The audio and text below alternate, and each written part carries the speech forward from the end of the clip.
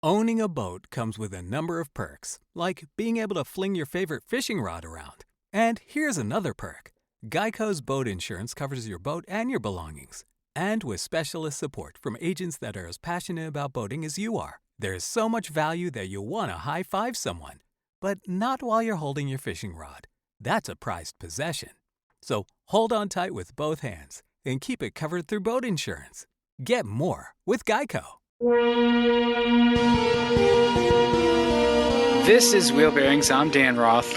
And I'm Sam Abul Samad. So before we get to the cars, which I know you're dying to talk about,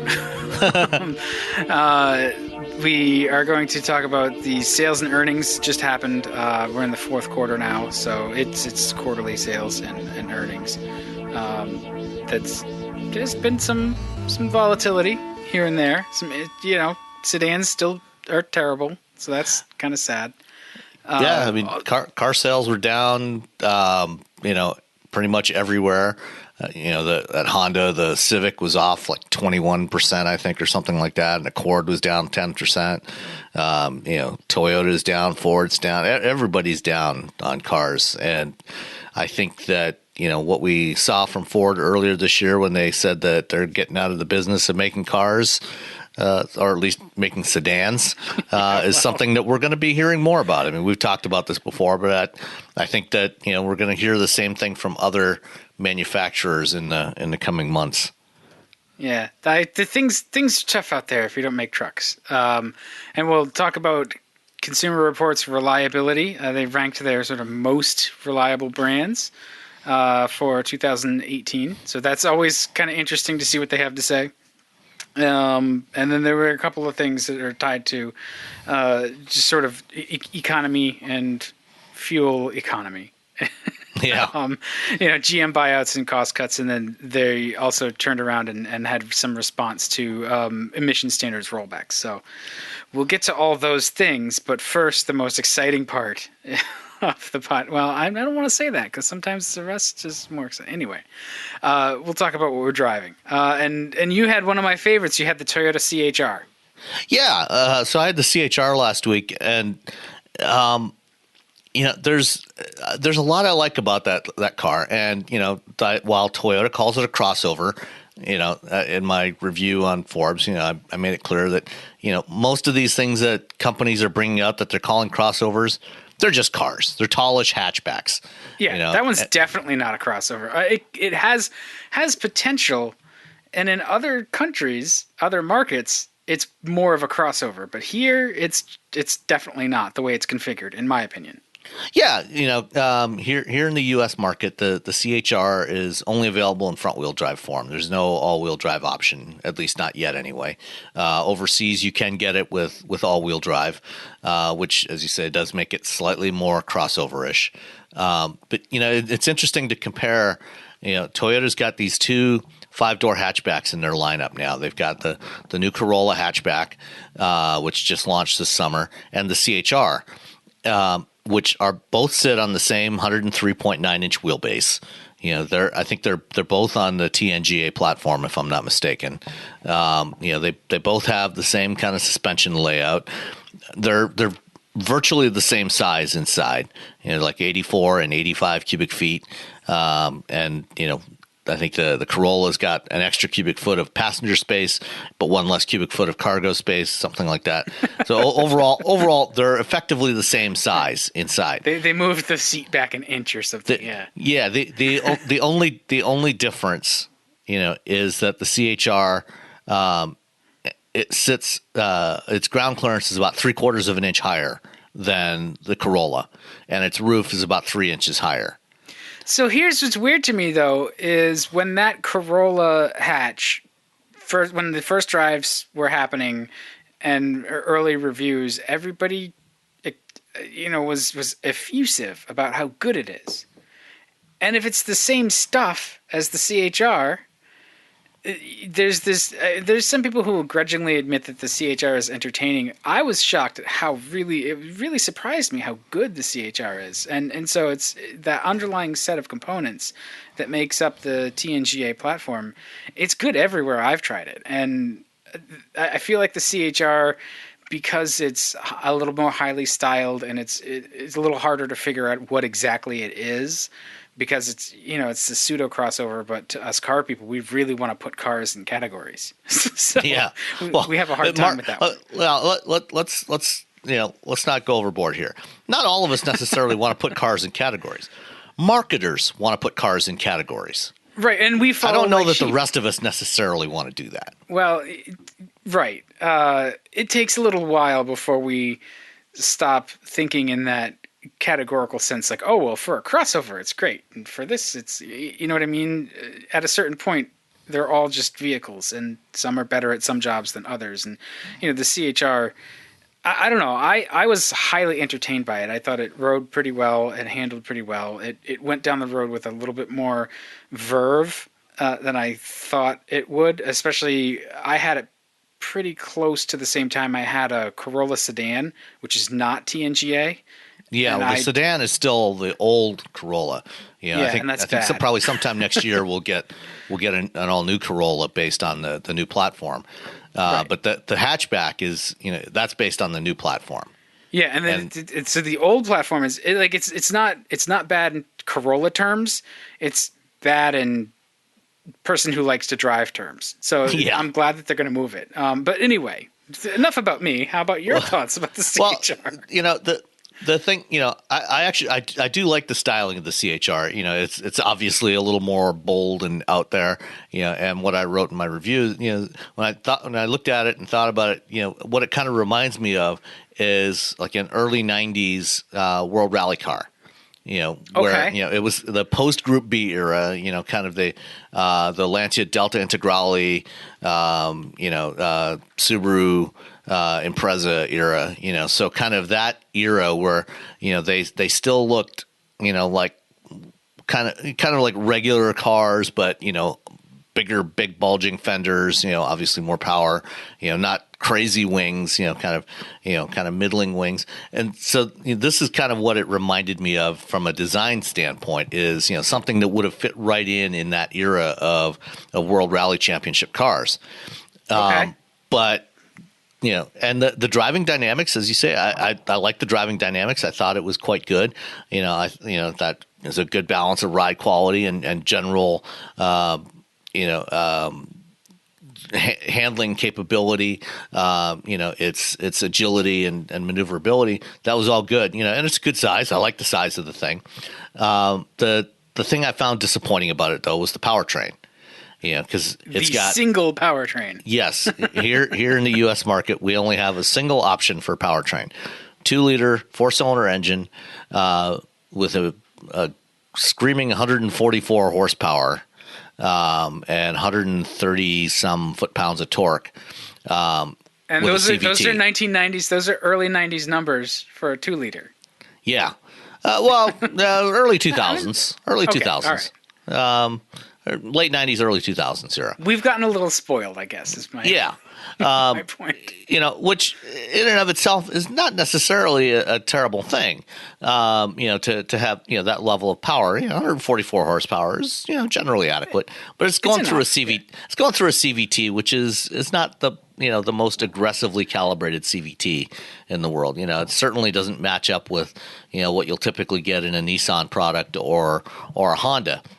Yeah, with a CVT, but going back to the comparison to the Corolla hatchback, the Corolla hatchback also has a 2-liter naturally aspirated 4-cylinder engine, but it has 24 more horsepower and 12 more foot-pounds of torque. And is it the same engine? It's a variation of the same engine. I think that if I'm not mistaken, I think that the Corolla version is direct injected, and I think this one's port injected. So it's based on the same engine architecture, but I mean it's the same displacement though. So it's the same physical size. You could drop it in. So the decision to use this less powerful engine in this one here is a little baffling, especially considering that the CHR also weighs 240 pounds more than the Corolla for no readily apparent reason. Well, I mean it's got to have a little bit more heft. It's got to gotta cash those checks that the styling writes. I don't know. I can't. Yeah, I mean, I'm not sure where that extra 200 pounds went, but in terms of the interior, the front part of the cabin is fine. I have no issues with it. Although, the Toyota Entune infotainment system is, yeah, it is what it is. We've talked about it before, and we don't need to beat that dead horse again. It does have Apple CarPlay support now, but doesn't yet support Android Auto. That may or may not come at some point for these vehicles. But the other thing, one of the downsides of the styling, the way it's designed, you've got the belt line sweeps up, towards the back, which means that you have rather thick C-pillars, and also the doors, the windows on the glass on the rear doors is kind of small. And if you sit in the back seat, you end up with kind of a claustrophobic feeling because you've got this really thick pillar area, because you end up sitting, your head is, between the sheet metal. It's behind the rear windows entirely. Right. So it's not, you don't have the greatest visibility to the back end out of this thing. Well, I don't even think the visibility out of it is that good. Like rearward visibility for the driver. I didn't. Yeah, no, it's not. But I mean, it's no word. The over the shoulders visibility is bad. Straight back is about comparable to what you get in a lot of modern vehicles, that have a high rear deck and everything.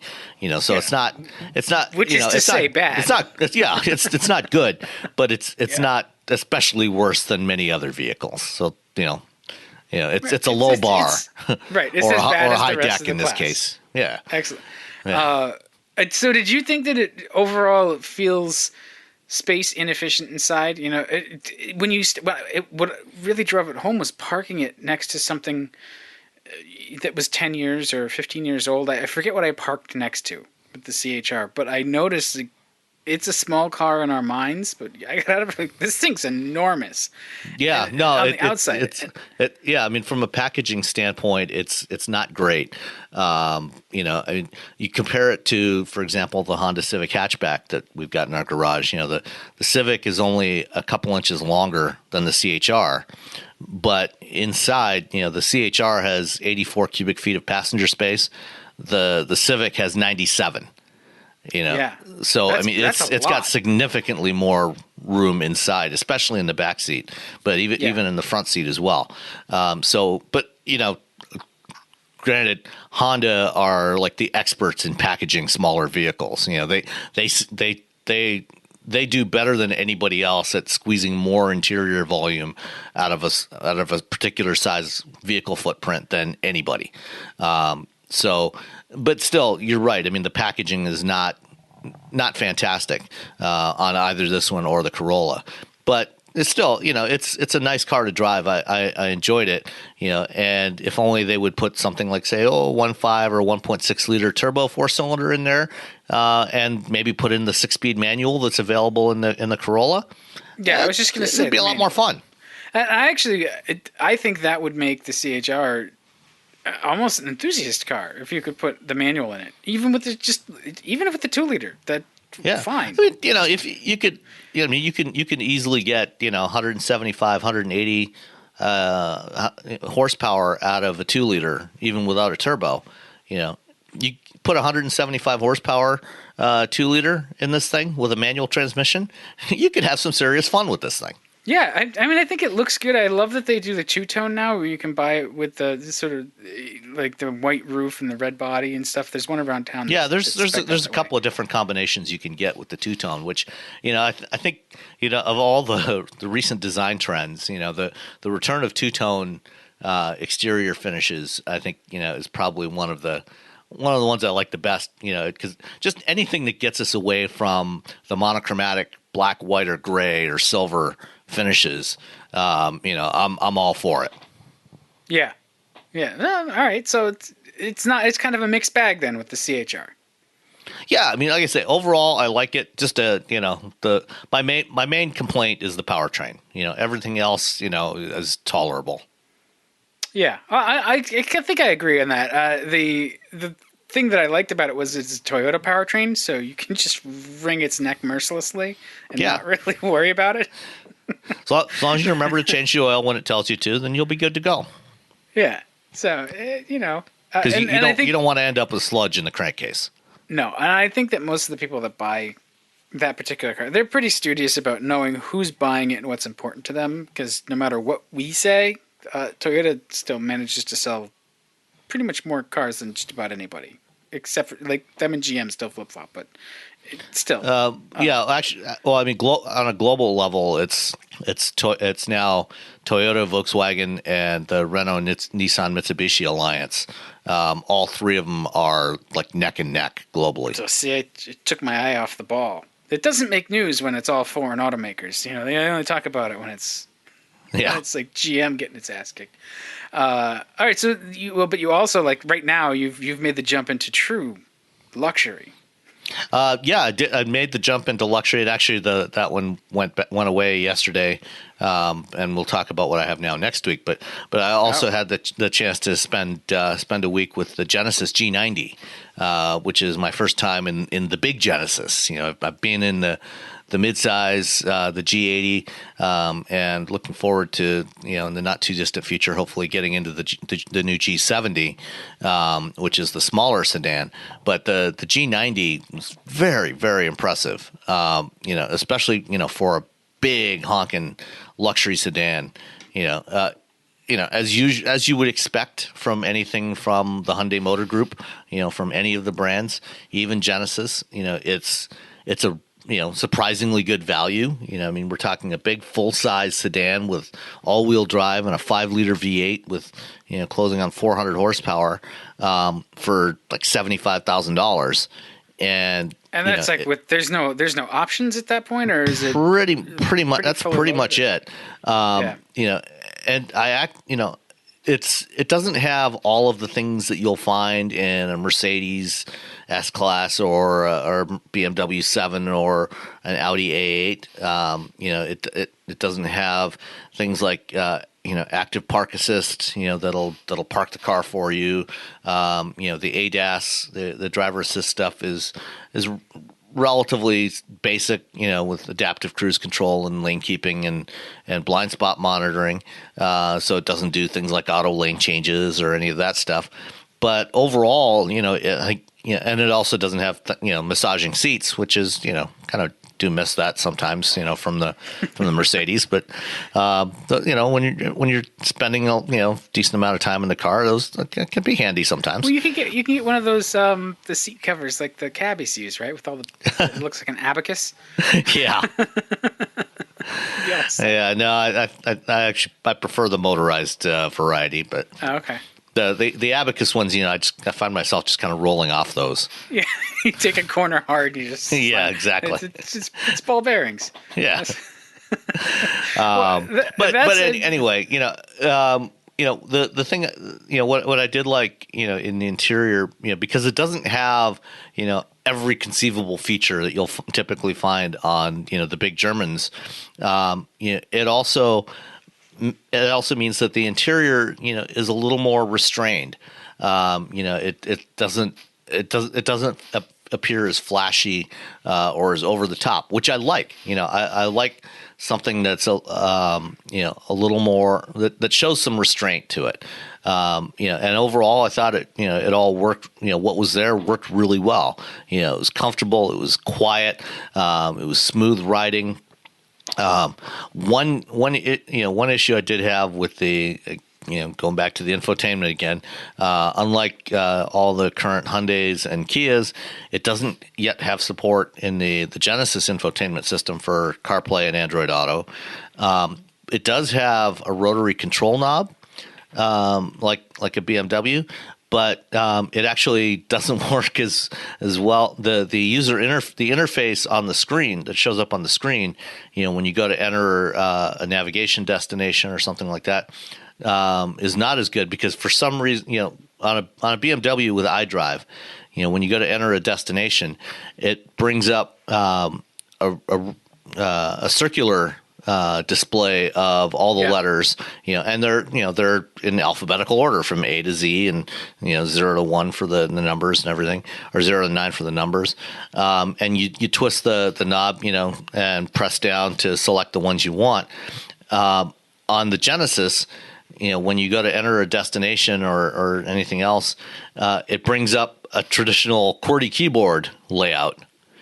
So now you're scrolling back and forth with the knob to go through to go back and forth through a QWERTY keyboard and then select the letters, which I find to be it's a lot slower. Yeah, it sounds like they wanted the rotary knob function, so they bought that from the supplier. but tacked it on to just a touchscreen GUI. Right.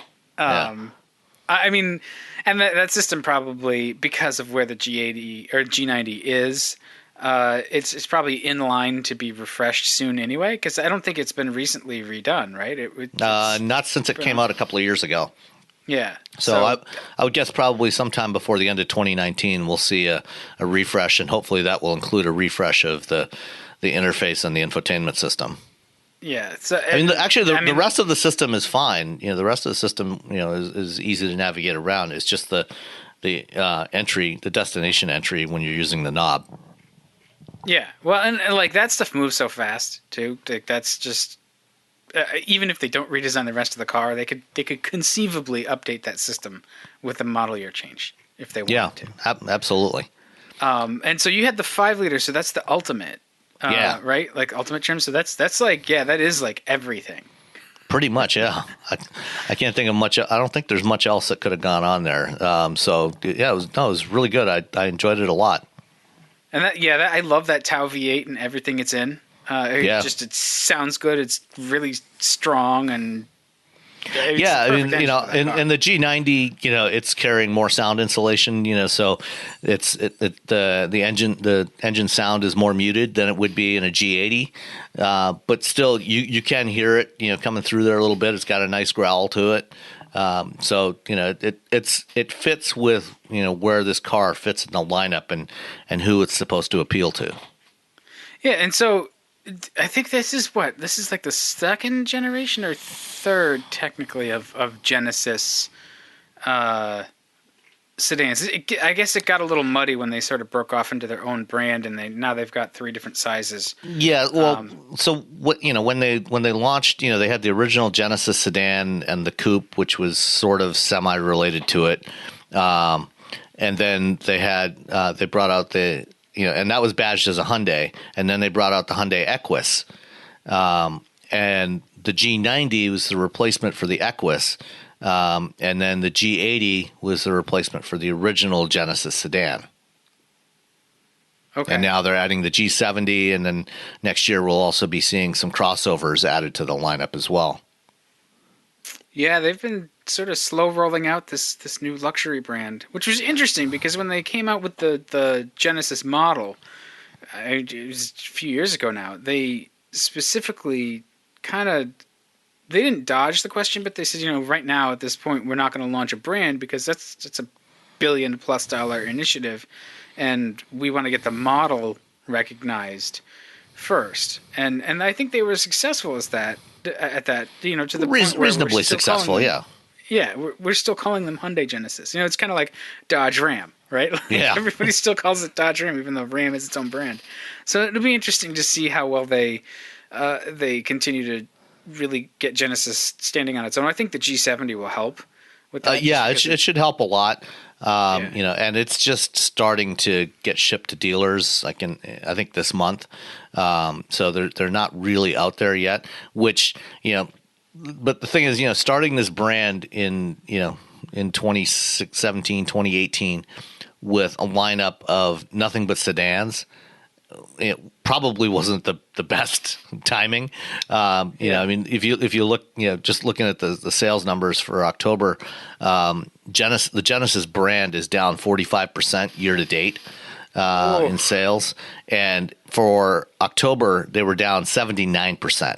October of last year, they sold 1,786 G80s and G90s. This past month, they sold 372 cars. That's just not That's not good. So, wait, they sell these cars in Korea too, though, right? Like, well, this is just for the U.S. This is U.S. So sales. The leap I'm making is that while they sell these cars here, they probably sell more of them in their home market. Yeah, no, So- they I'm sure they probably do sell more of them in South Korea. I think the issue though is I don't think that they have a separate Genesis brand in South Korea, or maybe they do. I'm not sure. But here in the U.S., they've had in setting up Genesis as a standalone brand apart from Hyundai and Kia, they have required dealers to invest in separate showrooms for these things. Yep. So dealers are spending millions of dollars to set up showrooms for these things, and people aren't buying them because they're as good as they are. They're not the right vehicles for the market in 2018. Yep. Yeah, I mean, I think they're a credible competitor to the Lexus LS or even the 7 Series or S-Class or, the Audi A8. I think they're right in there, and they are definitely a better value.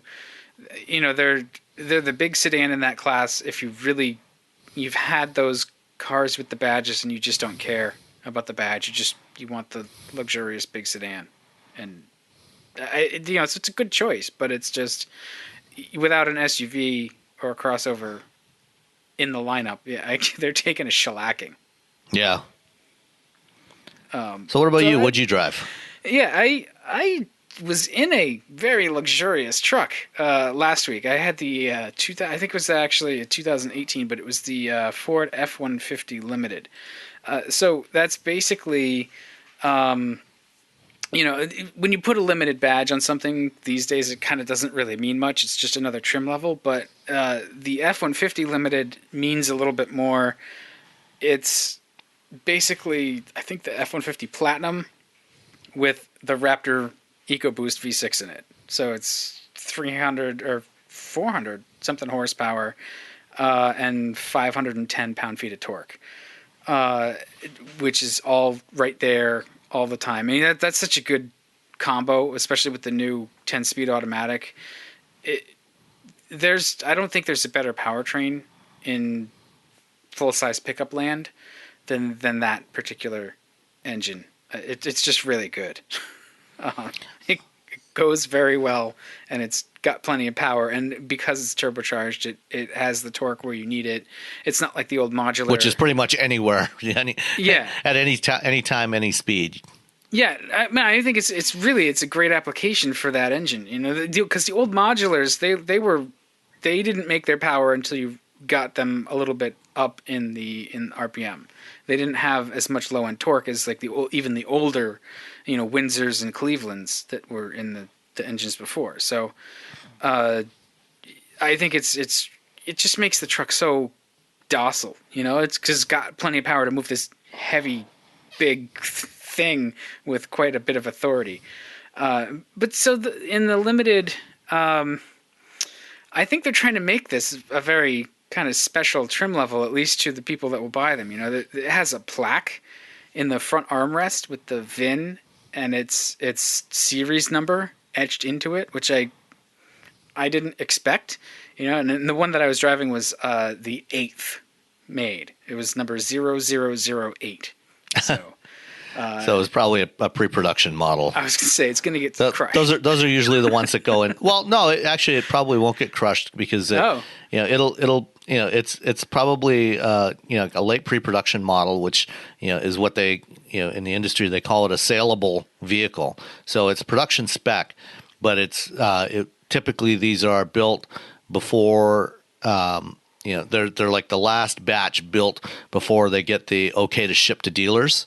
And most of those vehicles are ones that go to marketing. They go in the press fleet. Some of them go to to engineering, and they also go to like to people at the companies that get company cars.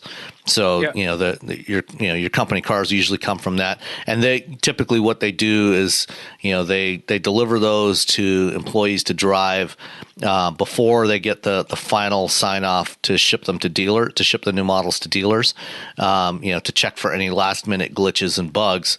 And so then, once they, after the 6 months or 12 months, that they, whenever they rotate those vehicles out, they'll go to auction, and they will get sold as used cars. But those are going to be the ones that like make the techs scratch their heads when they come in, because they're going to be like, oh, this one's early, so it doesn't have any of those running changes, Yeah, and that may be the case sometimes, but usually they will, they'll go back. If those are if they're pre-production models, they're saleable pre-production models, they'll usually go back. They'll go through a refurbishment center, and get all the updates before they actually go to auction anyway. Huh. Well, hey, that's good. I think there's no more valid torture test than giving one of these things to a bunch of journalists to drive for 6 months or a year. So that's not pilot production then, like late pilot. That's out of pilot. That's it's out of pilot. Just the last batch before the ones that go to dealers. The ones that are sold as new to customers. Yeah, well, and they've worked a lot of the bugs out of the F-150. They go to the people that that aren't paying for them. Right. So because we'll treat it the worst. And that's the thing. The Limited it's a lot of money for an F-150. This one stickered right up against let me see.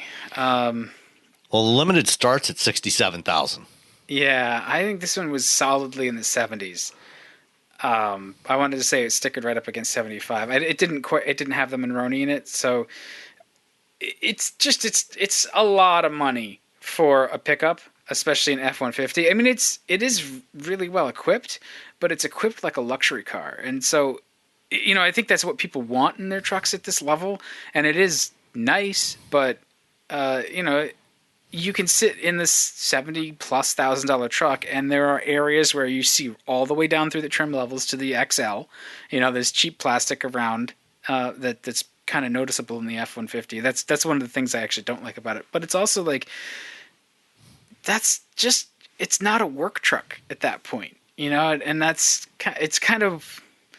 I have a problem making that leap to just an F-150 that's that expensive. Yes, it has a lot of horsepower. There's more, plenty of torque. The interior materials are upgraded where they can be. It's just kind of like a cross between an F-150 and an old school town car. The Limiteds are the ones that are driven by the owner of the construction firm, not by the carpenters and plumbers and so on that are actually hauling their tools around. So the owner drives around in an F-150 Limited or one of the Super Duty Limiteds, right. or maybe the guy that owns the ranch, not his ranch hands. Right, and they, it's definitely got enough muscle under the hood to tow that fifth wheel. Trailer wherever you want to go. No, well, except you can't do a fifth wheel with an F-150. You have to step up to a Super Duty for that. Oh, really? Oh, yeah. See, that's silly then. Like the engine with has with an F-150, you're limited to a mere 12,000 pounds. with a trailer. So that's a trailer on a hitch. Yeah. Yeah. So I mean, yeah, it'll pull a class 3. Well, this thing will pull 12,000 pounds without breaking a sweat. Oh yeah, easily. I mean, 510 foot-pounds of torque, that's more than the heaviest of heavy-duty pickups had not too long ago. So, but the other things that don't make sense to me are, it's got these 22-inch polished wheels with sort of low-profile tires on it. You're going to get stuck in the mud with that. And it's got powered running boards. Like those, to me, they're going to break. Now, I get the point that they're like an aero thing, so they tuck up out of the way and they reduce your fuel consumption. I get that, but there's zero when you're going off-roading, tucking them up up against the body, keeps them from getting ripped off by all the rocks, right? Right. But who's going to go off-road with this? That's the thing. No, I get what you're saying. Yeah, I agree. it's something, it's more for the aero and also just for the overall appearance than anything else. Yeah. Yeah, and like they work, because it's tall to get up into. But what worries me from an owner perspective is just like every time you open the door, those things buzz out, and then you close the door and they buzz back in. So when you think about that, like, there's no duty cycle on a pipe that is bolted to the frame. That is what most running boards are.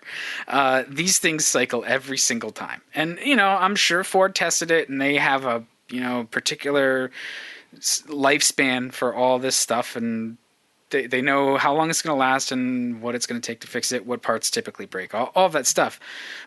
But that's like, this truck it's like the 77 Continental of pickup trucks. It's got that old school like luxury car interior, and the leather was blue, like an unnatural blue. So that sort of drove that home for me. It may have been just the way this one was equipped. And it also rides like it weighs 1,000,000 pounds. So I kind of didn't like the way it rode and handled. It felt really ponderous.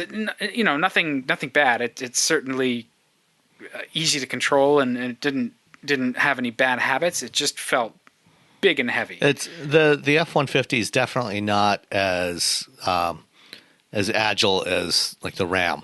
The Ram really takes the cake, in terms of its driving dynamics. Yeah, and I had this discussion with a group of other enthusiasts, and they said, you're out of your mind. Like, the Rams they rust out and they're not reliable and they're a Chrysler product. I was like, I'm just saying, from a driver's perspective, the Rams are better. I understand they're not as efficient, and they're kind of an older truck now, although they just got redone. Well, yeah, no, the Ram 1500 is brand new this year. Yeah, it's all new from the ground up. And it actually gets better fuel economy than this one with the Hemi with the e-torque, the mild hybrid system. Yeah, and the Ram's really my benchmark, especially if you're spending $70,000 or even $68,000 because you're trying not to add any options. You're trying to keep the price reasonable.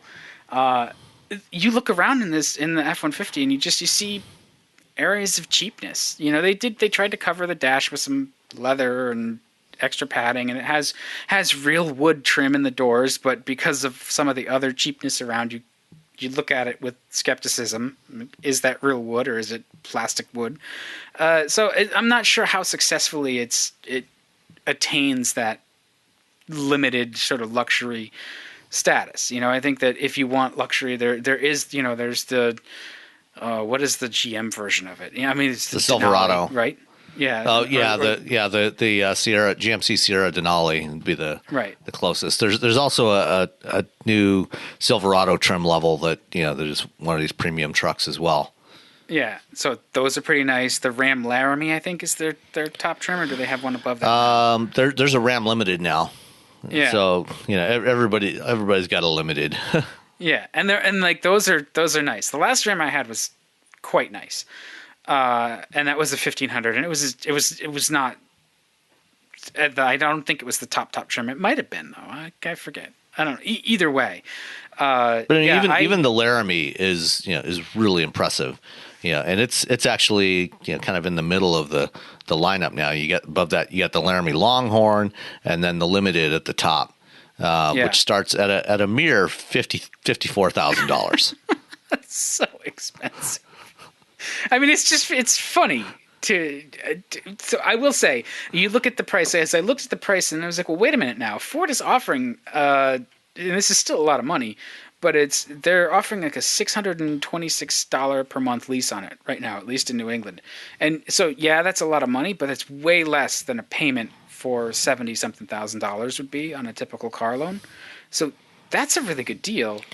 If you have the reason why they can do those kinds of leases is because the resale value on these things is just nuts. Oh, I bet it's absurd. They hold their value better than most cars do, because they last a long time. Yeah. Yeah, and so if you're somebody with that kind of cash, right, like you are that somewhat older owner of the company, and you don't expect to keep it forever. You want to jump from a luxury truck to a luxury truck every 3 or 4 years or 2 to 3 years. That lease is well within your budget, and easily you can drive this truck. Again, $600 and something a month. That's a lot of money, but it's not absurd money when you've been working for a while. it's something an average, higher than average person, I guess, could swing. But yeah, I think that there's other pickups in the class are better to drive, and that's always been my complaint about the F-150. Even with the aluminum cab, it's solid, but it feels ponderous. And the other thing I didn't like was the lane keeping system, and it took me, I think, 2 or 3 days to find the button that shuts off the little thump through the steering wheel that makes it feel like you've got like a tie rod that's ready to come apart. And I hate it so much. I was like, okay, because there's 2 settings.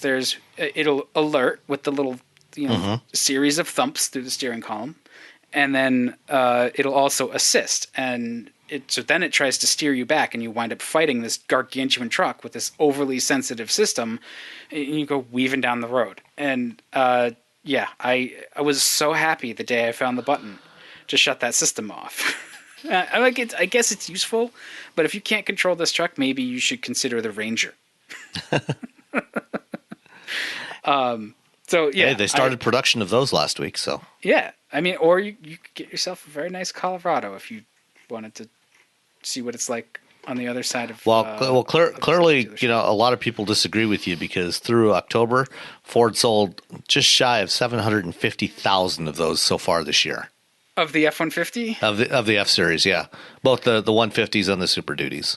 Yeah, I mean, so that's probably about 2/3 F-150s. So probably about 500,000 F-150s in the first 10 months of the year, and the rest Super Duties. Yeah, I mean that's a lot of trucks, and a lot of them I'm sure. Well, I don't know what the mix of fleet is. I'm sure it's it's significant because fleets buy a lot of pickups, and I don't think Ford really minds that. You get a lot of work out of them. You get a lot of work out of any pickup these days. They're all pretty solid for the first, I don't know, decade. Yeah. From a buying it as a personal vehicle perspective, it's hard to justify a truck anyway. But this one too, it's got the enormous 4-door cab, which is nice. It's spacious, but the bed is kind of small, and your payload, I don't know what it is with the Eco Extension is probably no big deal. The Limited is only available on the Super Crew with the short bed, which is 5.5 feet long, which is kind of short. On the lesser trim levels, you can get a Super Crew with a longer bed with a 6.5 or an 8-foot bed. Yeah. And that if you're going to use it as a truck, that's definitely more useful. Yeah, I think anybody who spends, if you want a work truck, then you're spending $70,000. You're buying a Super Duty. You're buying like an F-350. Well, I'm just looking at the Ford sales report. They actually do break out fleet sales, and so far through October, 13% of their total sales were commercial fleet, wow. which is probably mostly trucks, mostly pickup trucks. 6% was government fleet sales, which is probably mostly Border things like Patrol. I mean some Border Patrol. I mean, some Raptors for Border Patrol. They do use Raptors. Right. Do they really? Oh yeah. Yeah, they use Raptors for Border Patrol.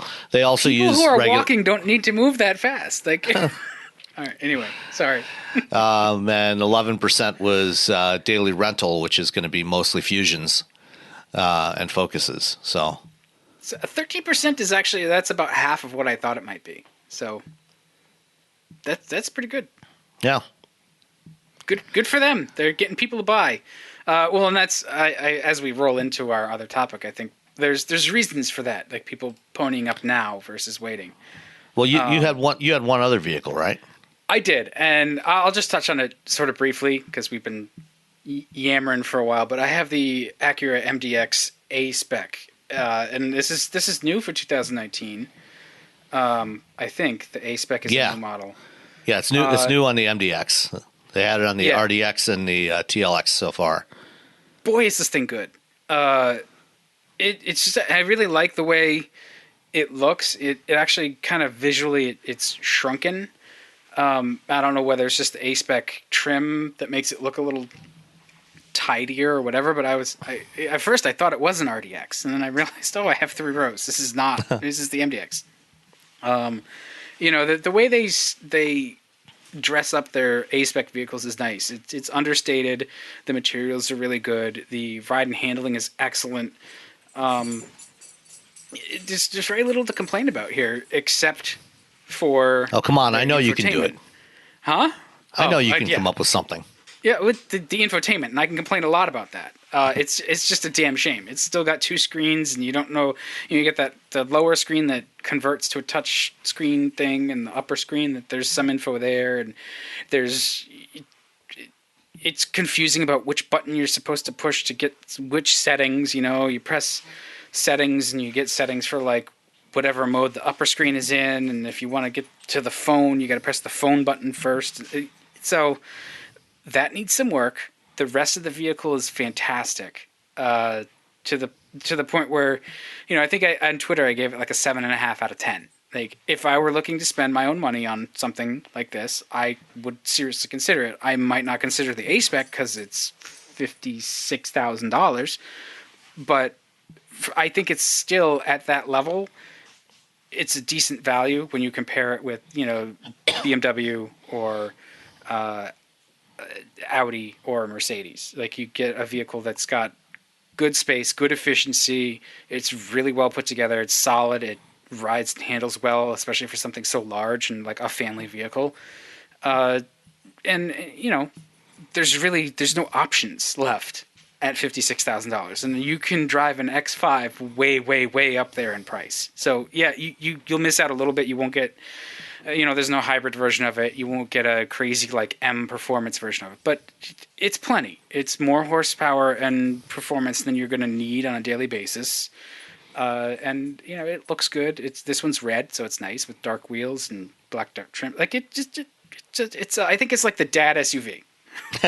Yeah, no, absolutely. The MDX is available with their sport hybrid system as well, but not just, you can't get that combination with the A-Spec appearance.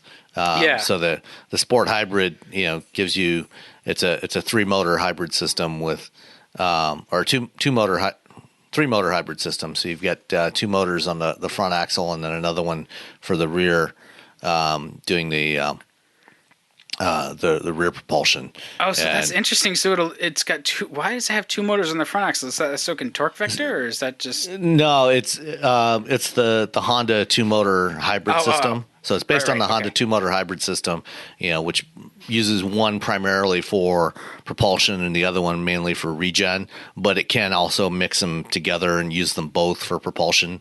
So you get some extra power out of it. And then the third motor is on the rear axle, to give your rear drive and on-demand all-wheel drive.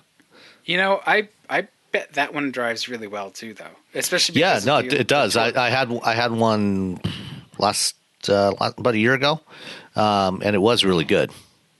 Yeah, I will admit to being biased for Acura vehicles. I think that they make cars that I like, so they must listen to me. Yeah, or something. But I don't know. I think they're just tidy. If you're a performance enthusiast or just an auto enthusiast, you're still going to like the MDX in A-Spec trim, even though it is a big family crossover. Yeah. So, the MDX got a mid-cycle refresh middle of 2017, with the new grille and everything.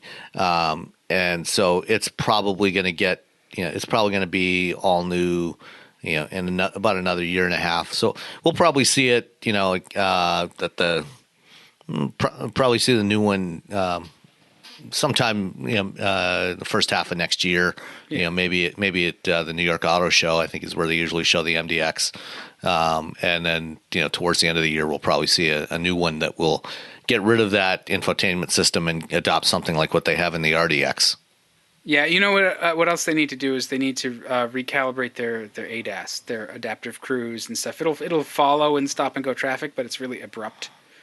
so it nails the brakes and makes your head bob and stuff, and you wind up shutting it off and just using your foot like the old days because it's smoother. I wonder if that might be, because of the wheel and tire package that they have on the A-Spec.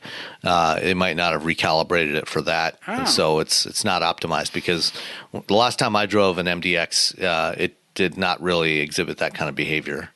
Huh? It makes that big a difference? It can, yeah. Huh.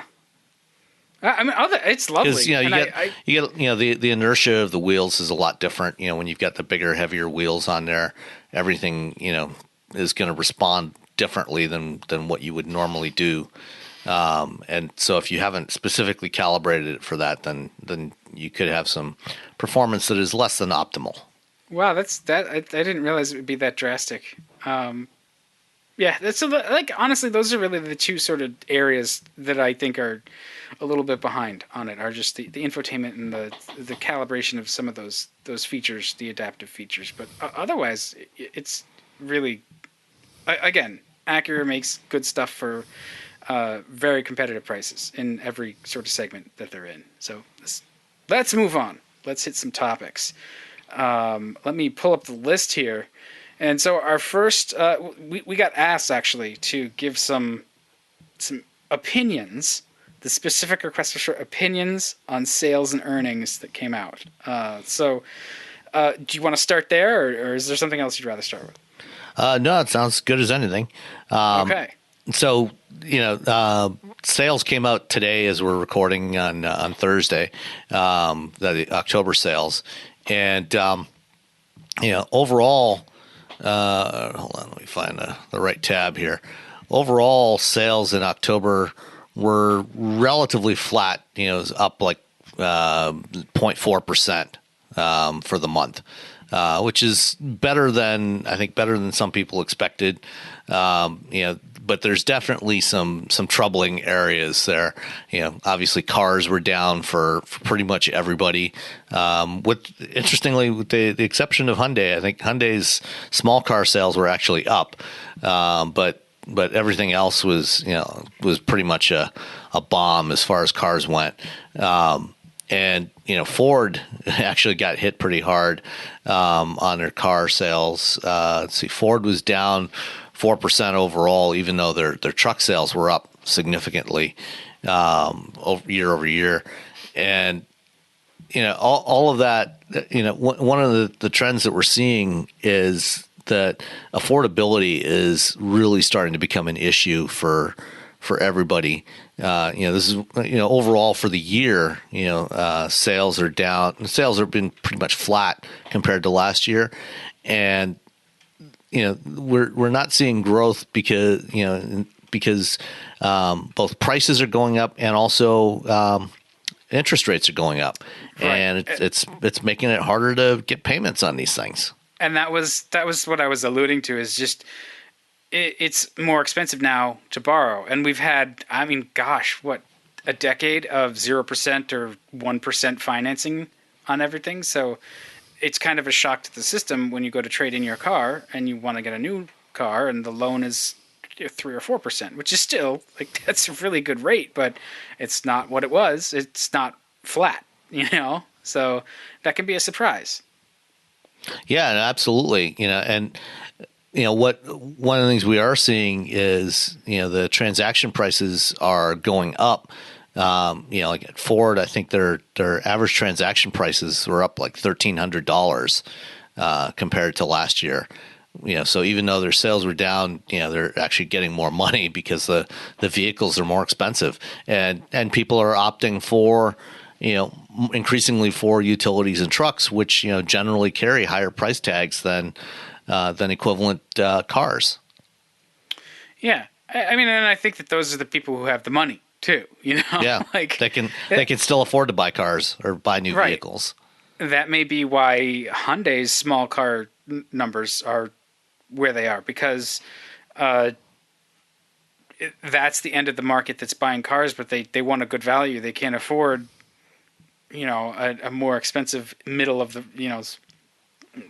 pack car. So they're looking to maximize that dollar, and Hyundai is pretty solid in that area. You know, they make good cars for good prices. So that's mostly conjecture on my part, but Yeah.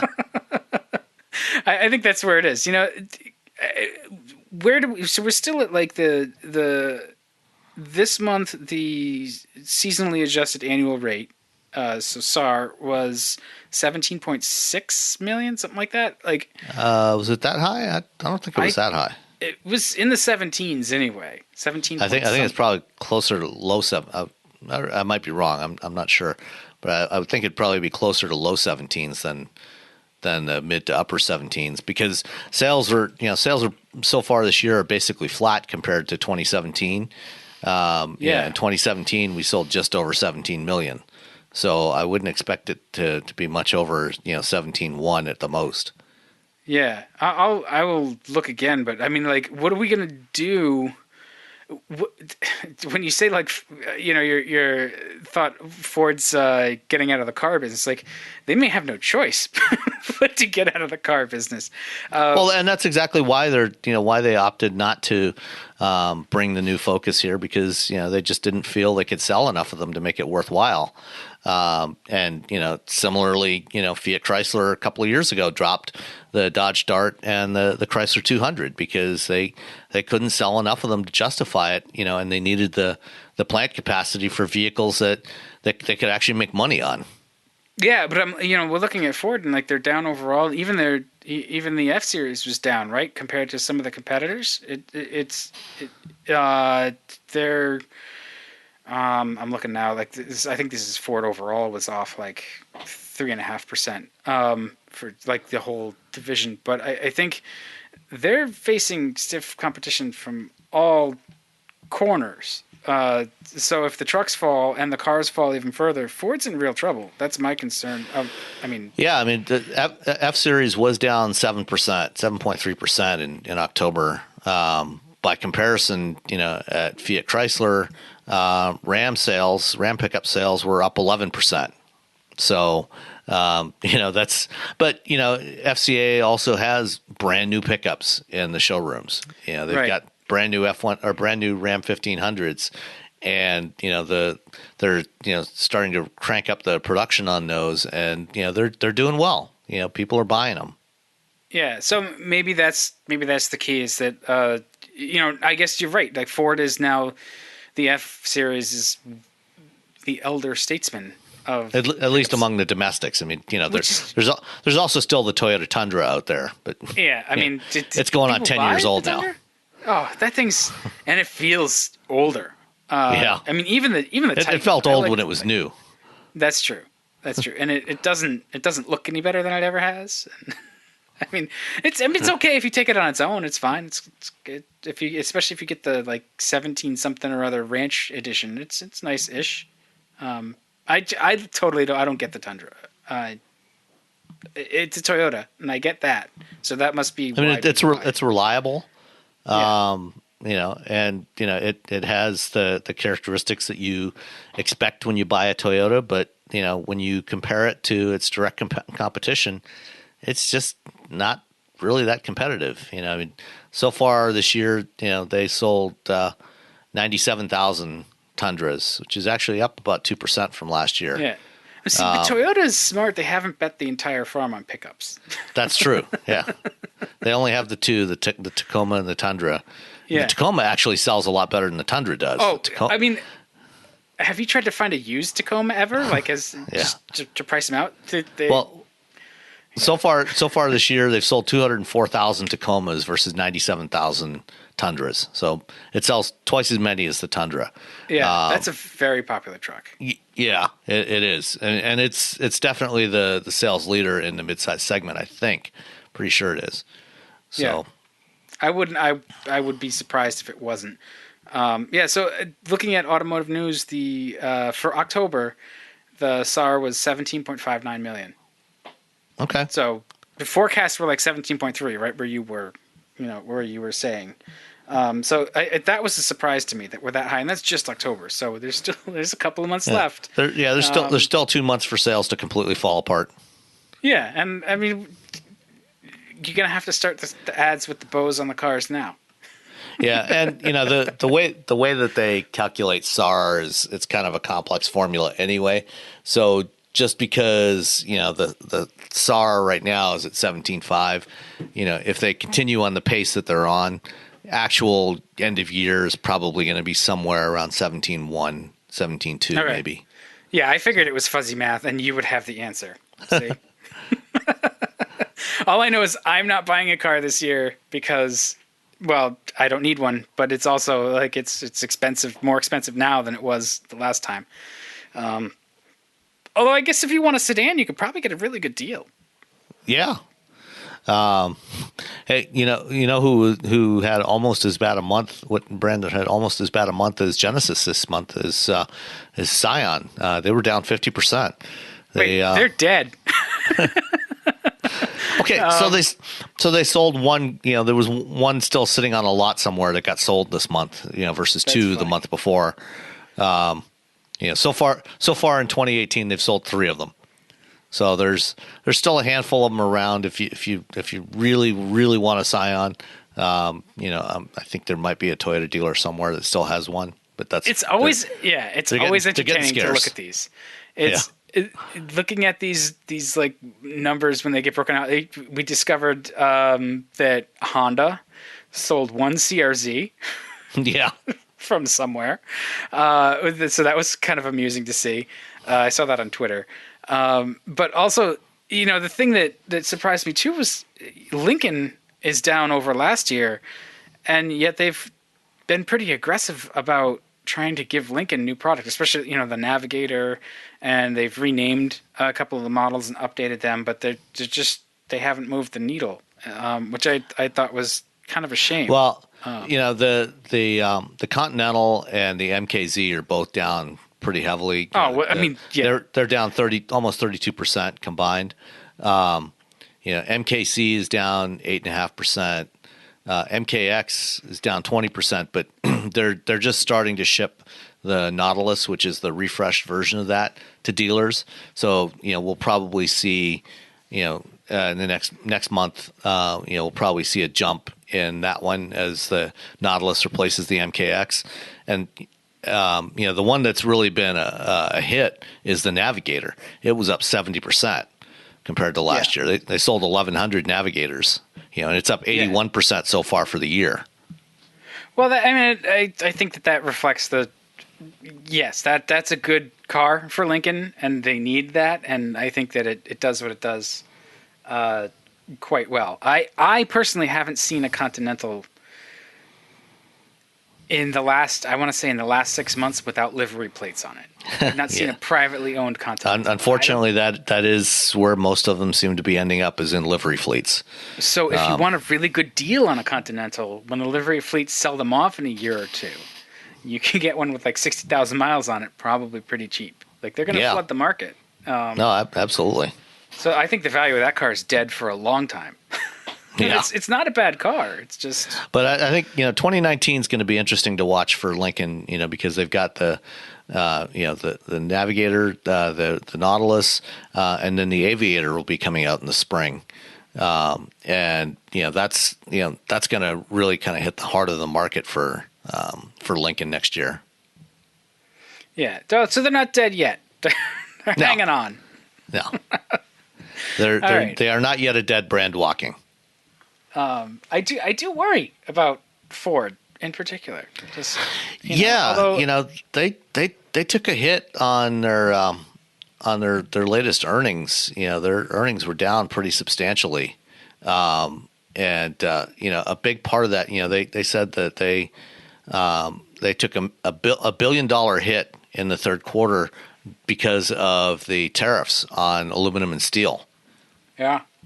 And so that's not good. Well, and so that I think that moves us nicely into our next topic that we can sort of dovetail with this. GM also took a hit, and they offered buyouts as a sort of a cost-cutting measure too. So it seems like every domestic automaker is getting whacked by, sales volume, tighter lending, and tariffs. Yeah, GM made $2.5 billion in the third quarter, but they they announced today that they are offering buyouts to 18,000 salaried employees. And they haven't. I don't think they've said how many they expect to get rid of. But a couple of things that they were looking at, when they announced the buyouts, is that they want to shift their employee base towards, especially to bring in more people to work on things like mobility services, automated driving, electrification. So I think where they're looking to get rid of a lot of people is probably in the traditional powertrain area. Some of the chassis stuff, and I think that they're also probably going to be reducing the number of models that they have. I think it's only a matter of time before we hear GM announced that they're going to be discontinuing a bunch of their car nameplates in favor of other utilities, as well as some of the new electric vehicles that they've got coming on stream in the next couple of years. And one of the other things that just came out today, I guess Mary Barra, the CEO, sent around an email to throughout the company, saying that they're going to be doing a bunch of cost cutting in the fourth quarter and into 2019, including putting on hold some construction projects that they were doing at the Warren Tech Center. Over the past couple of years, they've been doing a lot of renovations at the Tech Center, upgrading a bunch of the buildings with new technology. They completely revamped the R&D center and the Vehicle Engineering Center, and they were just about to get started on an expansion of their design center there, and they've actually put that on hold indefinitely. And I suspect that part of that is, they're probably looking at having fewer model lines going forward, and so they probably don't need an expansion of design space at this point. And so that they saw that as a place where they could save some money by not spending that money, which I think amounted to about $300 million.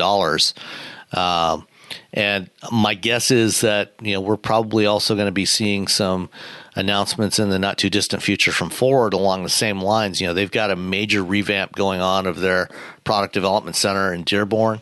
So I think they'll probably be scaling back some of those changes as well, at least for the foreseeable future, while they try to get their financial house in order. All these companies are still making money. They're just making less of it right now because of both flat sales and also increased costs of the materials going into these vehicles. Well, that's one thing that they don't have any control over either, is they don't have any clarity on what the next economic move is going to be. So I think we're going to see them retreat a little bit from taking bold moves. They're going to have to be, if they want to survive, they're going to have to be a little bit more conservative. So they're going to have to space projects out a little bit more. And it's not the 1970s any longer either, where they have such massive market share among all the domestic brands that they can afford to have, disaster after disaster. You can't go from like the Vega to the X car to, whatever else any longer. Like you can't do that when you're GM. And they're the biggest of the domestic nameplates too. So to see that everybody's kind of under pressure right now, I think it's a positive sign, although in some ways it's a shame, right? That they're trimming models, they're postponing projects, they're offering buyouts. Like all of those things they're a little bittersweet, but if they don't do those things now, it's better to do it now while they're still making a profit than to wait a year or two, and see themselves in red ink again, and then have to struggle even harder. Right. And we saw that was just 10 years ago that we saw it the other way. And they had their head in the sand for, all of the 2000s, and for a couple decades before that too. That was a sort of long time coming, and they're just not in the position that they were even then, to be able to weather that storm. So it's either, I think it's cut or die right now for them. They're gonna and especially as they look forward, at the changes that are coming in the auto industry, as you start to have a shift towards automated driving, more mobility services, the potential that more people may decide they don't need to own a car, that they can use other means of getting around.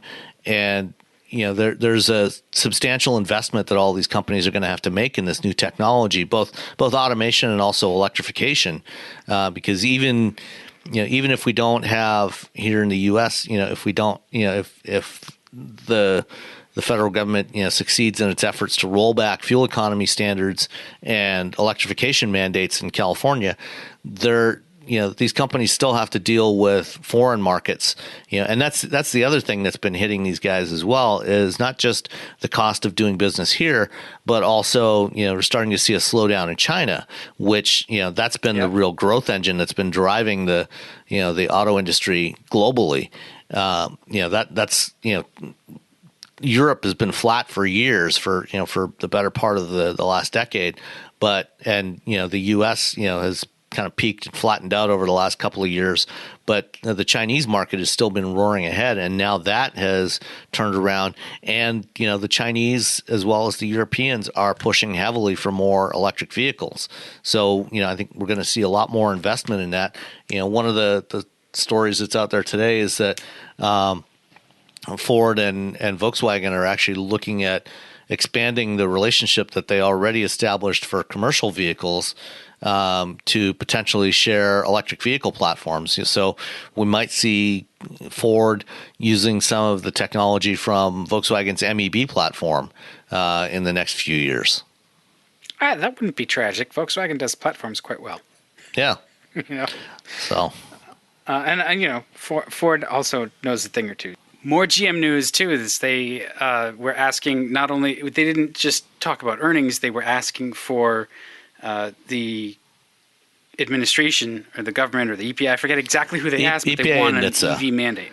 So EPA and NHTSA, they want a mandate for EVs, and I don't know that you are completely sold on that. Yeah. So back in August, EPA and NHTSA announced that they were going to freeze the fuel economy and CO2 emissions standards at 2020 levels and abandon the plans to keep increasing them on an annual basis through 2025.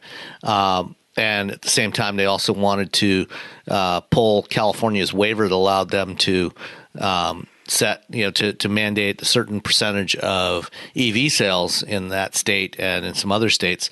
And as part of that process of changing those regulations, there's a 90-day comment period. And on last Friday, GM submitted their comments, and what their response to that was that they actually would, rather than eliminating the California waiver and mandate, they actually want to have a national zero-emission vehicle mandate to require sales of zero-emission vehicles everywhere in the U.S., not just in California and the other 9 states that follow their rules. And also, they don't want the fuel economy standards frozen. They want them to continue increasing, although at a lesser rate than what the Obama administration had called for. So they want to slow down that increase, but they do want it to continue increasing. Basically they want the standards to reflect the market realities. The fact that people aren't. When those standards were developed, it was based on assumptions of a certain percentage of sales being smaller cars, and with the market shifting to utilities and trucks, it made it a lot harder to hit those targets. And so, they want to adjust those standards, slow it down, but not freeze them. And as part of that, another thing that they asked for is to potentially get extra credits for deploying EVs or highly fuel efficient vehicles into ride-hailing services, because the presumption there is that you put those vehicles into a mobility service like that, they're going to be accumulating a lot more miles than a typical individually owned vehicle. And so if they're more efficient, they are going to have a bigger impact. And especially, if people are driving their own vehicles less and using these various kinds of mobility services in place of that, those more efficient vehicles or electric vehicles in those services are going to have a bigger environmental impact than if the same number of vehicles have been sold to individuals. So, rather than getting 15,000 miles a year at this high rate of efficiency, you've got them accumulating 100,000 miles a year. And so they want extra credit for that as part of their response. And similarly, Honda today published their comments, and they agree with GM. They didn't say anything about the ZEV mandate, but they did agree with GM that they want to slow down the rate of increase, but they don't want to freeze the standard at 2020 levels.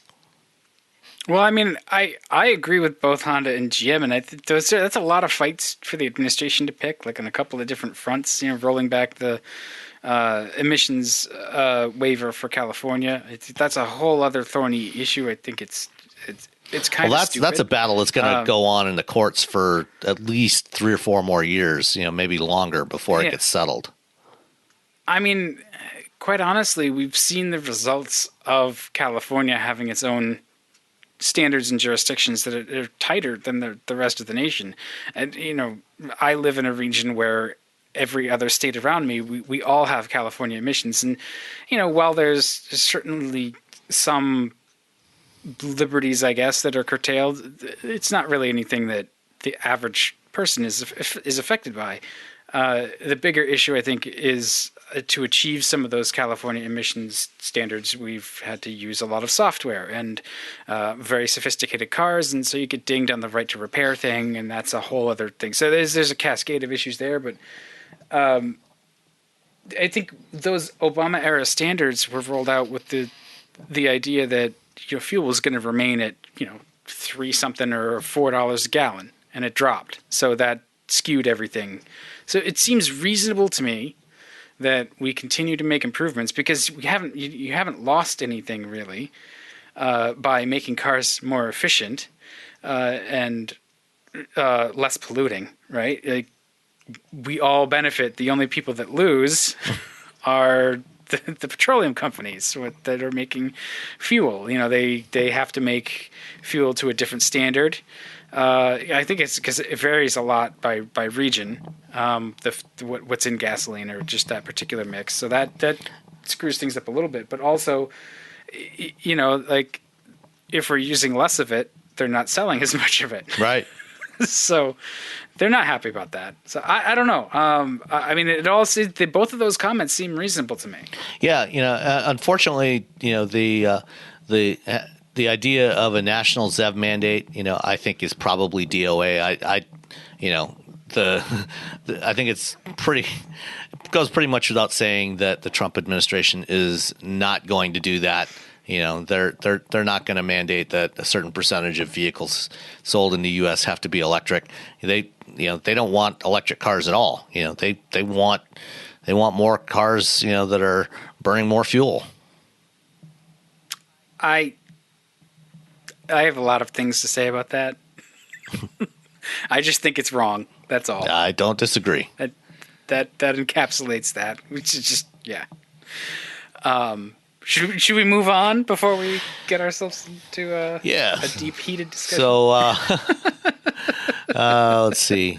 That's Consumer Reports. I think that's actually the last thing was the Consumer Reports reliability rankings. So Consumer Reports issued their 2018 reliability study last week, and the Japanese brands, interestingly, finished on top. With Lexus and Toyota at number 1 and 2, followed by Mazda and Subaru, and then Kia and surprisingly Audi came in at number 7. And we had a question from who was it from? Was it from John on Twitter, I think, asking about the reliability, or was it? That was an email one. I think he was asking about the sales. Yeah, I think there was an email question here that from James, I believe. Yeah. So his question was why certain brands like Honda and Toyota consistently achieve better reliability than other brands, especially German makes like BMW. Do you agree that Japanese and Korean brands are generally more reliable? Is it because the German designs are more complex, or do they use lower quality components? Personally, the least reliable car I ever had was a 2002 BMW 325i with a manual transmission. Problems with window motors, radio, and heater blower, among other things, over 5 years. But this was my favorite car of all that I've owned. Love to drive it. So for me, the reliability issues were not a deal breaker. I think our friend Casey Liss would probably have some interesting comments on that, since he recently finally got out of a BMW that he had owned for several years, another 3 Series that he had one or two issues with over the time that he owned it. That I think he ended up spending more on repairs on that car than he actually paid for it when he bought it. Oh man. Yeah. Or if not, it was pretty close. So yeah, the BMW in particular, and to a lesser degree, Mercedes and Volkswagen and Audi have generally done worse on the reliability surveys. I know, a couple of Volkswagens that I owned, we had quite a unprecedented number of issues relative to all the other vehicles I've ever owned. I don't think that it's lower quality components. No, they usually have good stuff. Yeah, no, I think it is the complexity. And I was at an event last week where Jake Fisher from Consumer Reports was presenting the results of their 2018 survey. And what they do is they survey consumers union members about the issues that they've had with their cars. And a lot of it does come down to complexity, and especially a lot of newer technology. And what typically find is that when vehicles are all new, fresh in the marketplace, that have significant changes in the technology, significant new features, that is when they tend to have a lot of reliability issues. And then, over time, they tend to sort those out. Stuff like window motors and things like that, like those are not things that you should have. You know what I mean? Like, yeah, I mean, yes, I understand BMWs with their like the N55 or N54, yeah, how that had issues, but other stuff should not be issues. So that's where I get a little baffled. Yeah, I think it's not necessarily the window motors, but maybe some of the electrical system, maybe bad connectors, bad wiring, and there's all kinds of things that can in this case here, Jim had window motors, the radio, and the heater blower. All coming, all causing problems. So, it may be that the core issue is actually something else in the electrical system that is impacting these other things, because, anything that's electrically driven, can be susceptible to problems caused by power surges or poor power quality in the electrical system.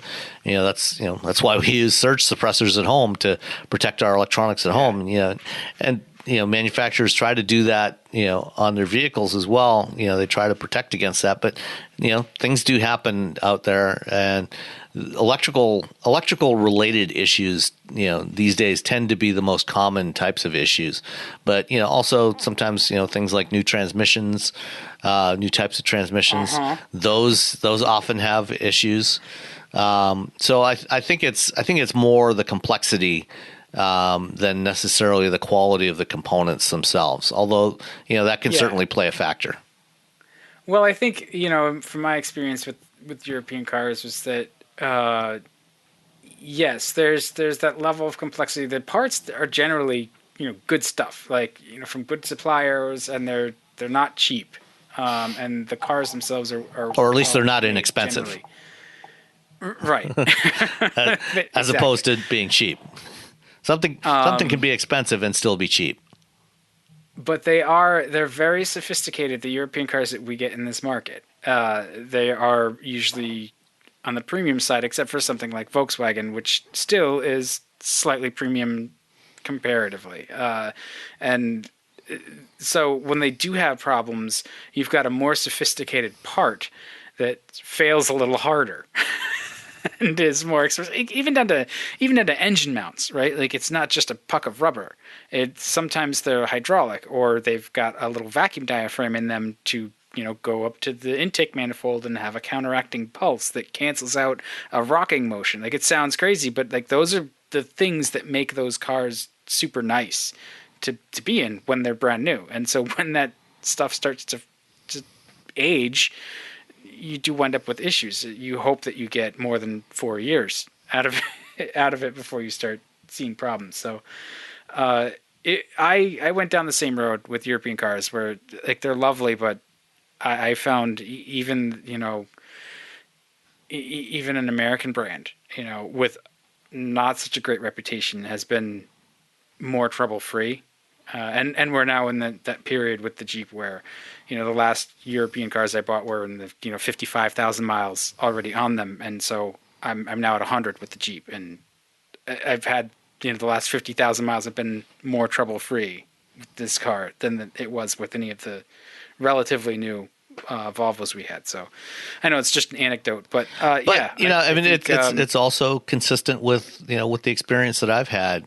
Again, owning a couple of VWs, that they're great cars to drive and not always great cars to own. Yeah, so lease them. Yeah, or I mean, today, they are, at least VW has dramatically increased their warranty on their new cars. It's now 6 years bumper to bumper. Oh, that's true. On new Volkswagens. And presumably, that means that they have confidence that they're not going to have a lot of issues in that time frame. Because it would get very costly for them if they do.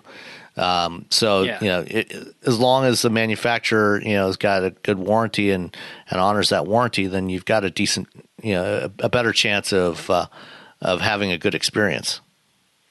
Yeah, and I don't know how much stock I put in the idea that the Japanese manufacturers are, heads and shoulders above everyone else. Although, that seems to be borne out by the results here. The American brands are way, way down on the list. I think that the best American brand was like 14 or something. Yeah, and like Ram was actually near the bottom of the list, because they had some issues with their because the thing with the Consumer Reports Reliability Survey is it actually covers vehicles over a multi-year period, so it's not just 2018 model cars. It's going back several years, and if you go back a few years at FCA, when they first launched their new 9-speed automatic transmissions, they had a number of issues with those, and those problems were reflected in some of this. Also, the 8-speed transmissions, and they had some other various issues with various things when they were relatively new, and we'll see how that as they proceed forward, if that gets any better. Yeah. I do think that Toyota's sort of their whole production system does make a very good product. Yeah, it's repeatable. So like I don't know why we've got that basic philosophy seems to have spread throughout the industry in various permutations. Right? Like Ford and GM both sort of practice their own kind of Kanban kind of thing these days. It's different, but it's not as different as it had been. They all learned from Toyota with the way Toyota was doing things back in the day when its quality was consistently just way higher than everybody else. So I'm just saying I don't know how much I really can agree with the percent. It's more that's the hard thing I'm kind of struggling with. Like if they're actually at the top of the list, then there's more than just perception to the idea that they make higher quality cars. Clearly, if they're at the top of the list, they do. So I don't know how to square that. Is it opinion or is it fact or is it kind of a little bit of both? I mean, even Jake, acknowledged that there is some degree of perception in the way people respond, on the surveys, part of it is what they expect to work properly, versus what actually causes a problem. So there is some subjectivity in it in the nature of the way it's done. Yeah. I mean, it's always the thing, right? Lies, damn lies, and statistics. I will say Consumer Reports does a really a pretty thorough job of trying to make their stuff accurate. Yeah, and it's certainly the biggest survey of its kind. Yeah, well, and it's been ongoing. The thing that they do, and they're very upfront about this too, is the people who respond to this are subscribers, and so they buy what we rate. Yeah, and so they have a very large sample set of like Toyota Camry owners. They probably have a lot fewer Dodge Challenger owners that are responding to that survey. So they have to play with the numbers to get them to true up, I guess, a bit. So the raw data is less helpful than once they've gone through and massaged it. But if these are their official numbers, and I'm sure that they've gone through in a very thoughtful way and made them pretty accurate. But there's you could look at IQS and then the JD Power sort of their long-term durability, the 3-year durability survey. Yeah. So, and this kind of rolls that into one sort of metric. I know they're two different surveys, or they're two different methodologies and all of that. But Consumer Reports, because they have that backwards look in these numbers, like it's both. It's like both the initial quality and the durability together, and that's really important. The initial quality is a lot easier to hit than a car that's going to hold together for even 3 years. So, yeah. Anyway, what's our next question? All right. So next up from Brian Stoner, he wanted to know if we've heard anything new about the plans for the Hyundai pickup or any other smaller pickups. He says he has a small house and the trucks made after about 2004 or 2005 are too big to fit in his garage.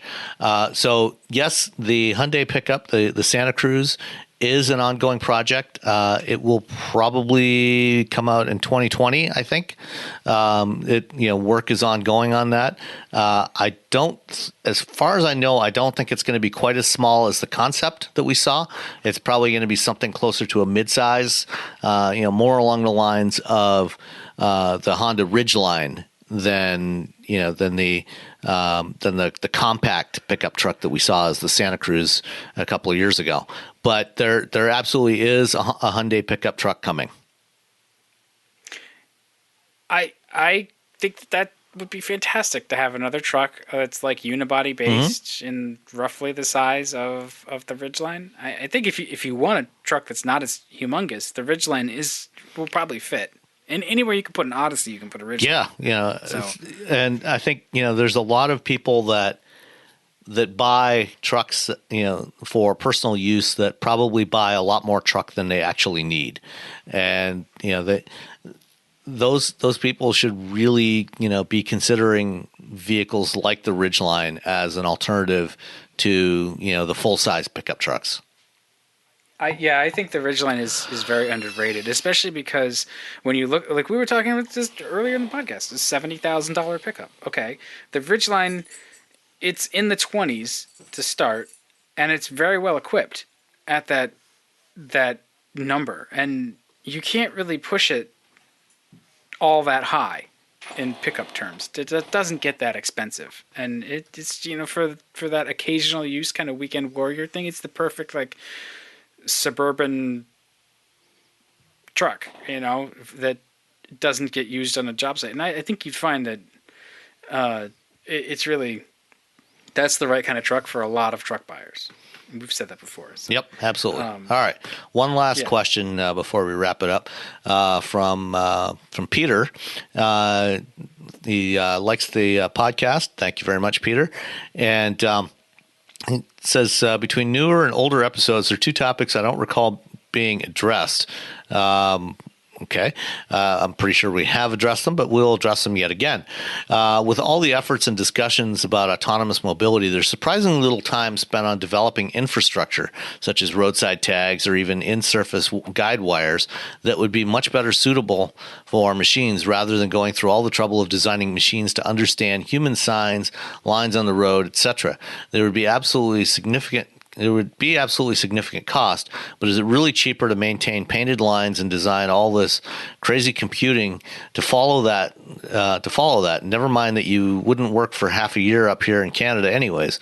Related, do you know why the efforts to design vehicles communicating with each other seem to be less and less on the forefront of any communicated progress about autonomous vehicles?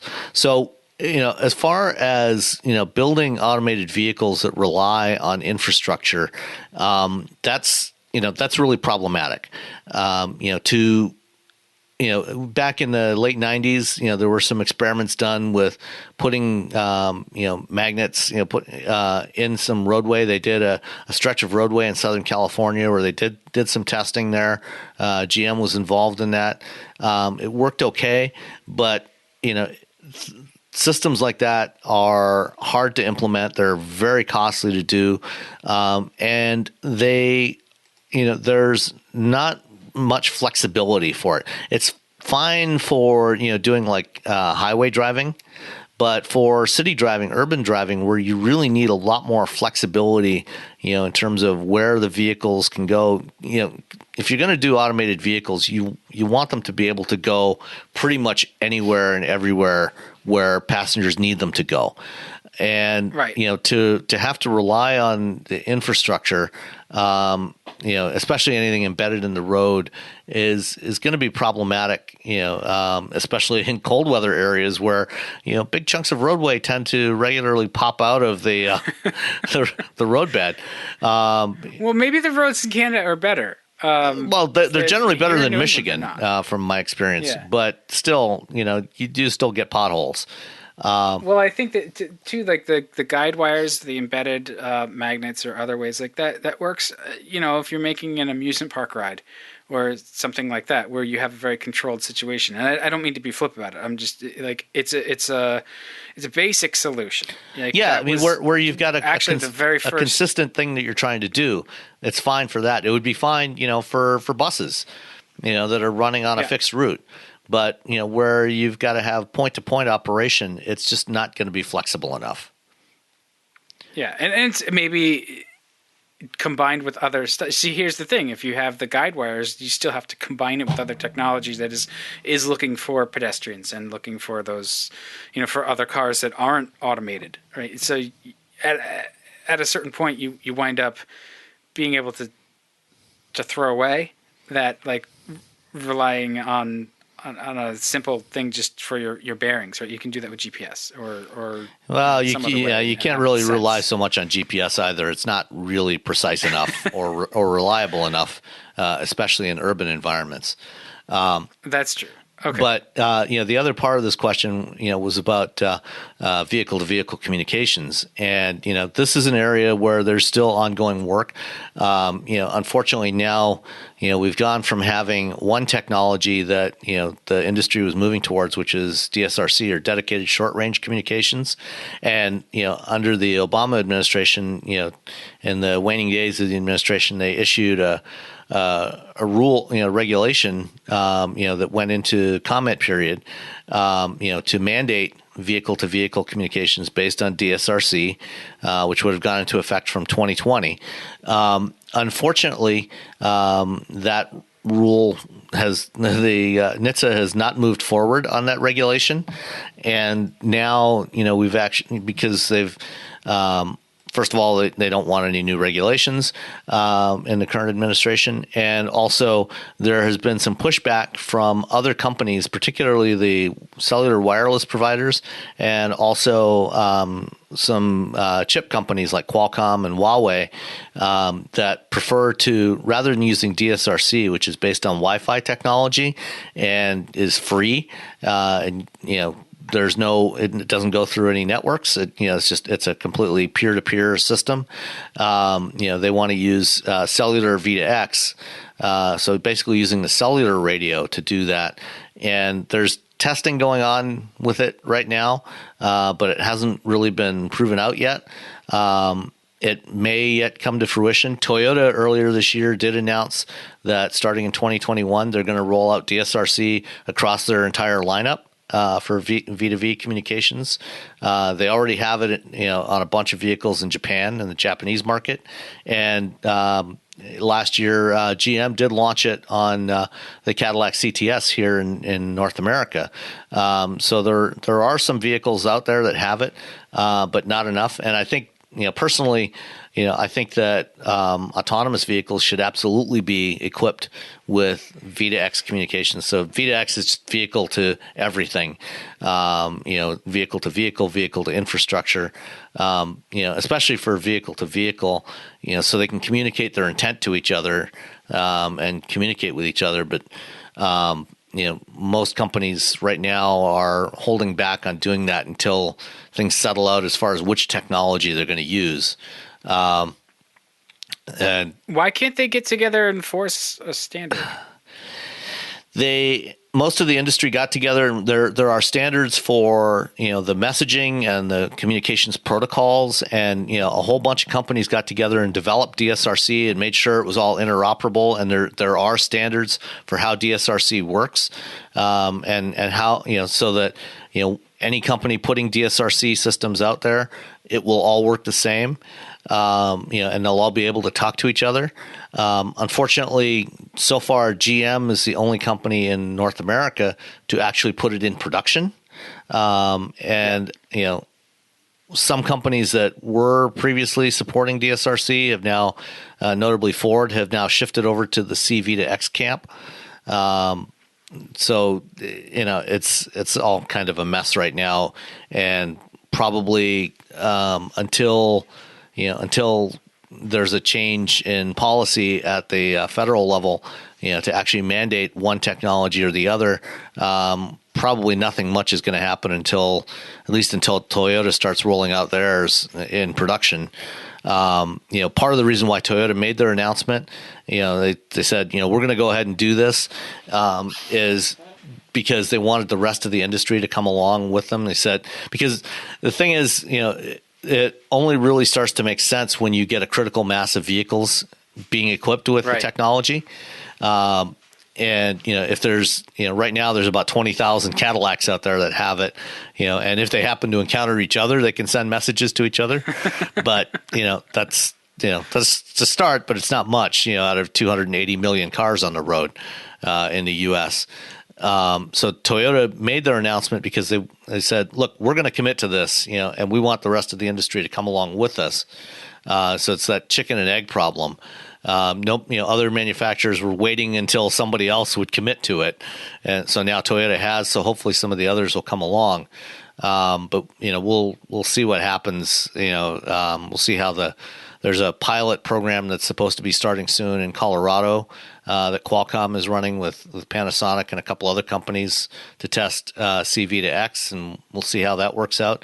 But it's probably going to be a while before we see any critical mass of the technology out there.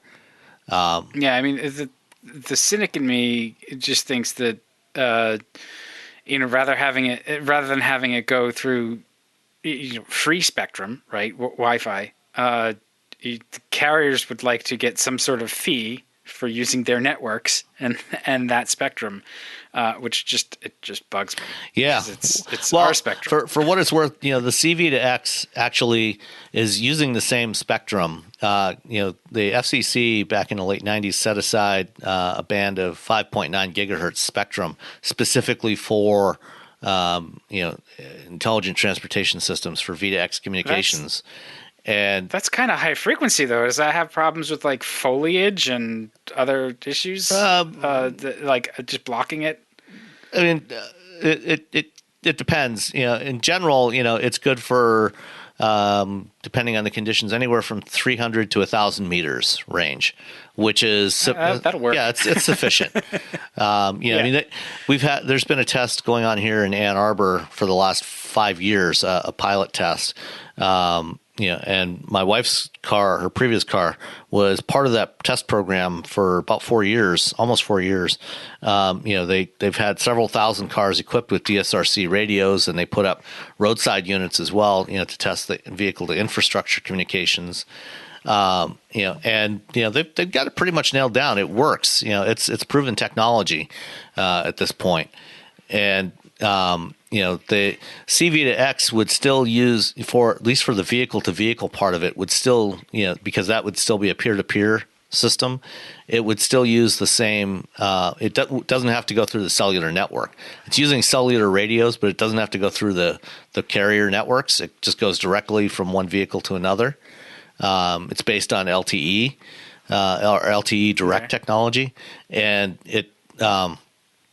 So there wouldn't be any cost associated with the communications part of it. Okay, all right. Just see, so I'm a cynic, but not necessarily fully informed. But there is reason to be cynical too, because the technology has not been widely rolled out yet. Now, a bunch of the telecommunications companies actually are trying to get the FCC to carve off some of that spectrum and give it to them to use for other purposes. Companies like Verizon and Comcast and AT&T want that 5.9 gigahertz spectrum to do Wi-Fi and other stuff with, which to provide free Wi-Fi services, or supposedly free Wi-Fi services to people. Although it wouldn't actually really be that useful to anybody in buildings, because it doesn't penetrate buildings very well. It's fine on the open road, but not so much to go through walls. So if they get their way, then we might not even have that spectrum to use once we do settle on a technology. Lots more to come on that. Clearly. So one last question that Peter had as well is he thinks he understands the pros and cons of plug-in hybrids. One point I haven't heard talked about much is the stability of fuel. In typical plug-in hybrid scenario, it's expected that the majority of travel is done in short commutes, purely electric mode, and the ICE system is only used on occasion for longer trips. However, my understanding is that basic gasoline has a fairly limited lifespan, to the point where in equipment such as lawnmowers or snowblowers, it's recommended to add fuel stabilizers, as they can go for months on a single tank of gas. Shouldn't this be a concern for plug-in hybrids with limited use of the ICE as well? It is, and automakers have addressed that. Plug-in hybrids typically have what they call something like a maintenance mode. When GM launched the original Chevy Volt back in 2010, it had a maintenance mode.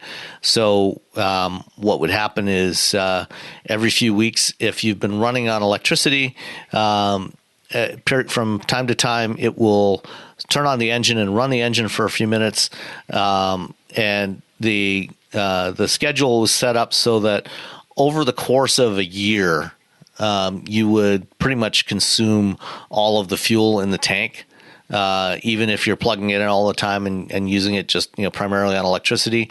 It will go through the fuel in a tank in about a year, and if you keep adding fresh fuel to it, then it'll be fine. But otherwise, it will use up that fuel to make sure that you don't have stale fuel in the tank. Because it does. You're right. It does get oxidized. It will go bad over time.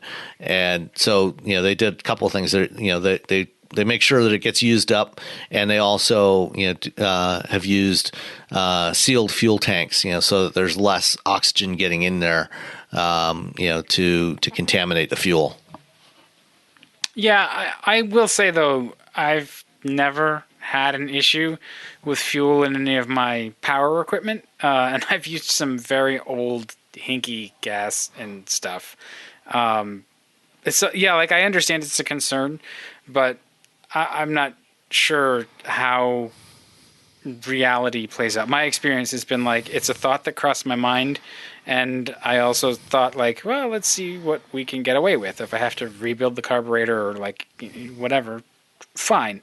But I haven't had any any actual issues with very old fuel in power, like lawn equipment. So I think that an automobile is going to have an even better fuel system that's more robust, that can handle that kind of older fuel, aged fuel. And it does burn. There is that, even if it's years old. So I don't know how big a deal it actually is.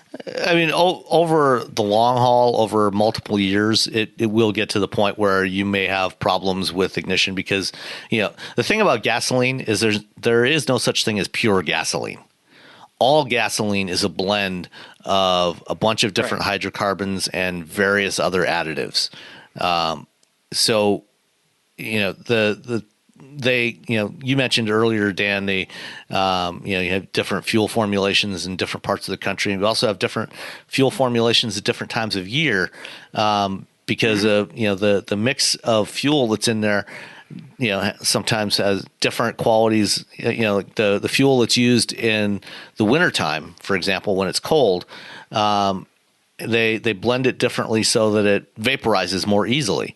Whereas the fuel that you get from out of the pump in the summertime has lower evaporative qualities, so that you get less vapor from the fuel.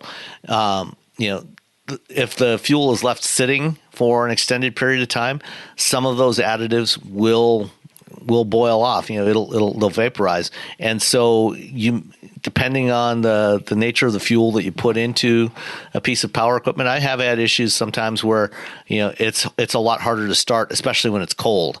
If I have a tank that I was using in a lawnmower in the summertime, and then I go and dump some of that in my snowblower when it's 10 degrees outside, sometimes it doesn't want to start very well, or it doesn't want to run very well because the fuel doesn't want to doesn't want to vaporize properly. So that's more of a problem than anything else. But if this is something that's usually a problem that occurs when the fuel is left sitting for multiple years. And that's not an issue that you're going to have in a plug-in hybrid. The manufacturers have taken care of that. They'll make sure, and typically plug-in hybrids will have smaller fuel tanks anyway. Like the Volt only has a 9-gallon fuel tank in it, or a 10-gallon tank. Right. So it's going to go through that in the course of a year, even if it's just, So, I mean, it's not like you're going to use a lot of gas, but it will use up the gas that you have in there. And, I know in the Volt in particular, that there's a model in the engine controller, that tracks, okay, when did you add fuel to it? How much have you used? And it'll go through this maintenance mode periodically, to make sure that everything is, gets used up, and also to make sure that the oil gets circulated and things like that, to make sure the engine doesn't seize up, so it'll start up the engine from time to time just to make sure everything stays well lubricated. So I can understand how it's a concern, but I think it's been thought of. And you will know if your gas is old because all you have to do is smell it. Old gas has that funky, nasty smell that just is bad. You know it. And then I don't know how you force a plug-in hybrid to go through it, but I guess you just deplete the battery and then drive extra long. Well, the car will take care of it itself. Every manufacturer building these things has thought of that. Yeah. So there. I think we've allayed everybody's fears. I think we've covered a bunch of ground here on this episode. So it's time for us to say goodnight. Okay. And next week we will answer Jarrett's question about how the hell did Tesla make money? Oh, they didn't. That one just came in, but I'm sorry. Well, yeah. Well, you know what? Let's answer that now.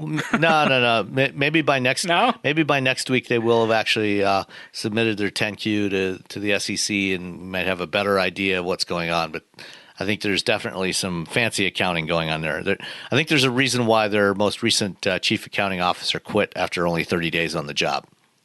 But we'll talk about that next week. All right. Well, so in the meantime, you can email us, as many of you have, wheelbearingscast@gmail.com. You can find us on social media. We're active. That would probably. Oh, you're active everywhere. But, I'm not active on Facebook anymore. I quit Facebook several months ago. Oh, really? Yeah. Is it liberating? Oh, Does it feel very good? much so. Yeah. I totally ignore it.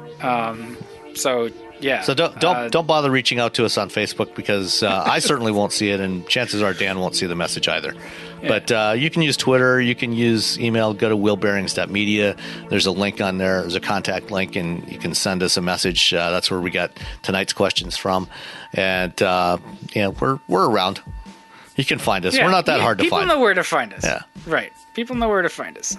So in the meantime, please continue to send us communiques, and we will respond to them on the next show. So thanks for listening. All right. Good night.